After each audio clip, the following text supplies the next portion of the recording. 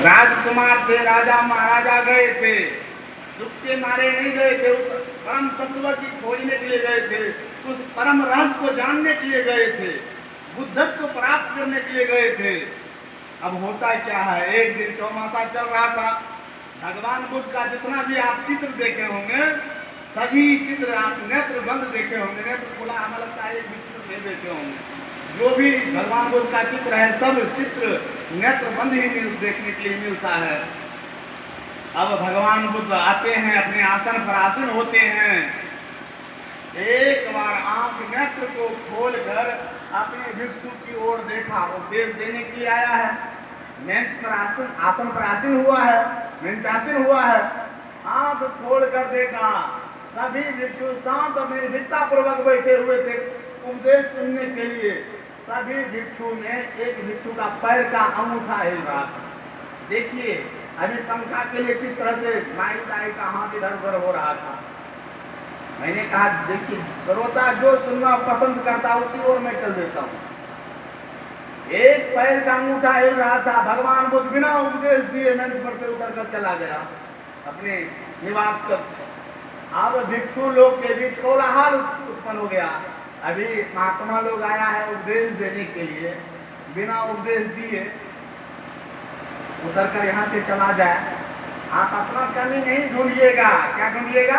बाबा को क्या हो गया, देखिए कैसा बाबा आया है ना, ऐसा होता है नहीं। लेकिन अब भिक्षु लोग के बीच कोलाहल हो गया उत्पन्न। भगवान उपदेश देने के लिए आया, बिना उपदेश दिए बाबा भगवान लौट कर चला गया। क्या हुआ? भगवान ने उपदेश आज क्यों नहीं किया? किसी भिक्षु में यह साहस नहीं था जाकर मैं भगवान से पूछूं, भगवान आज उपदेश देने के लिए आप गए थे, बिना उपदेश दिए आप लौट कर क्यों चले आए? किसी भिक्षु में यह साहस नहीं था। अब सब आपस में ही गप कर रहे थे, कोलाहल उत्पन्न हो गया था। उसी समय आनंद आ गए। भगवान बुद्ध के सबसे परम प्रिय शिष्य उनके आनंद थे। अब आनंद आ गए। अब सभी भिक्षु दौड़ते हुए आनंद के पास गए।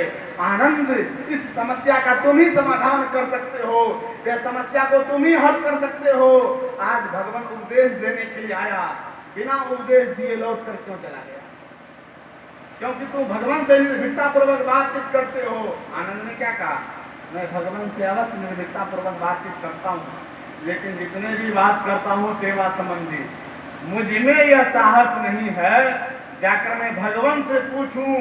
आप उपदेश देने के लिए भगवान आए, बिना उपदेश दिए लौट कर क्यों चले आए? मुझ में यह साहस नहीं है। और कोलाहल उत्पन्न हो गया। अब आनंद भी समस्या का समाधान नहीं करेगा। अब क्या होगा? व्याकुल हो गया।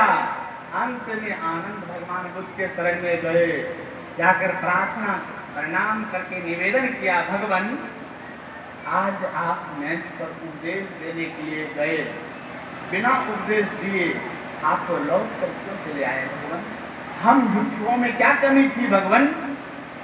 भगवान ने कहा क्या कहूँ आनंद, आज का जो विषय था अत्यंत गंभीर विषय था।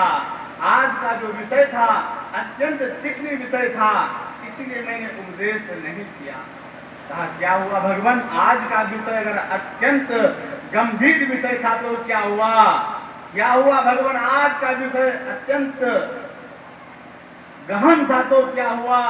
ऐसा ही विषय कल भी रहेगा तो कल भी आपके उपदेश से हम वंचित रह जाएंगे।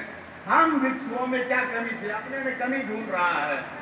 हम भिक्षुओं में क्या कमी थी? अंत में भगवान ने कहा सभी भिक्षु शांत और निर्भीकता पूर्वक बैठे हुए थे। सभी भिक्षु में एक भिक्षु का पैर का अंगूठा हिल रहा था। देखिए एक पैर का अंगूठा हिलने से वह ज्ञान से वंचित रह सकता है। तो हम लोगों का चित्त कितना बिखरा हुआ है, कितना अशांत मन है। अगर यह सत्संग का लाभ लेना चाहते हैं, मैंने पहले कहा यह संत मत का जो सत्संग है मनोरंजन का सत्संग नहीं है।